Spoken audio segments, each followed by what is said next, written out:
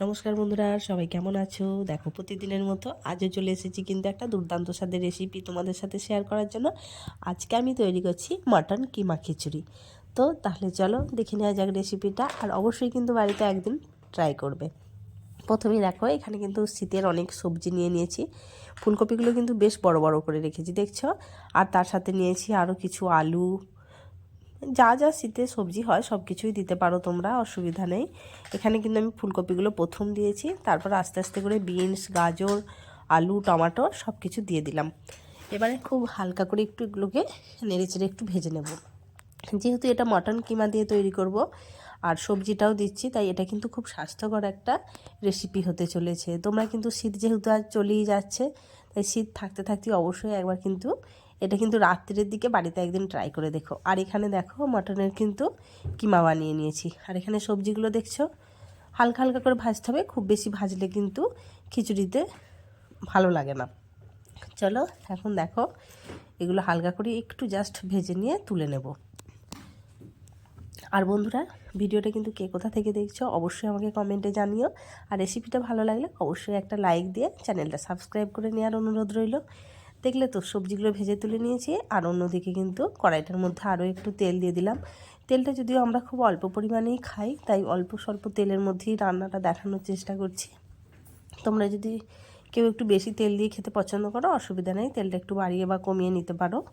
এখন দেখো, সর্ষের তেলটা দিয়ে কিন্তু পেঁয়াজটা ভেজে নিচ্ছি।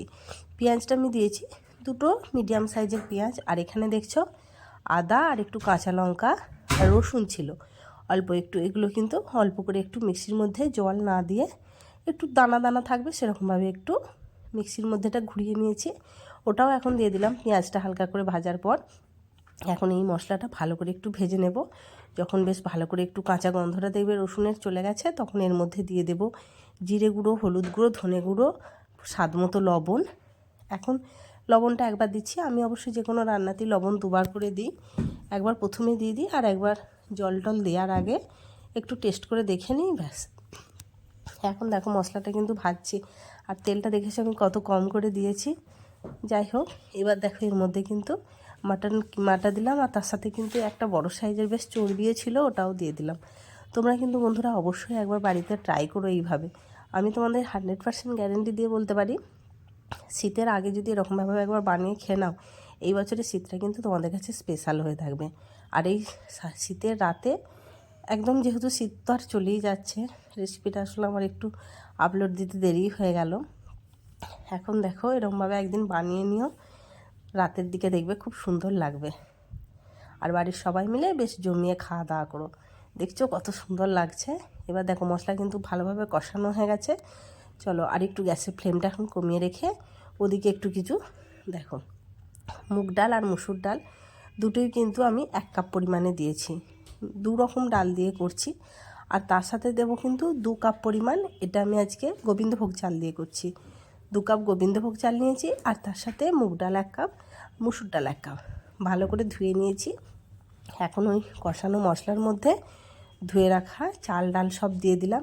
এবার আর কিছুই না, ভালো করে একটু নাড়িয়ে চাড়িয়ে কষিয়ে জল ঢেলে দিলেই ব্যাস, সিদ্ধ হয়ে যাওয়া পর্যন্ত একটু অপেক্ষা করতে হবে। তাহলেই রেডি হয়ে যাবে আমাদের আজকে mutton keema khichdi with vegetables. দেখতেই পাচ্ছ। কিন্তু বন্ধুরা অবশ্যই একটা লাইক দিয়ে দিও, আর ভালো লাগলে চ্যানেলটা সাবস্ক্রাইব করে আমার পাশে থাকার অনুরোধ রইল।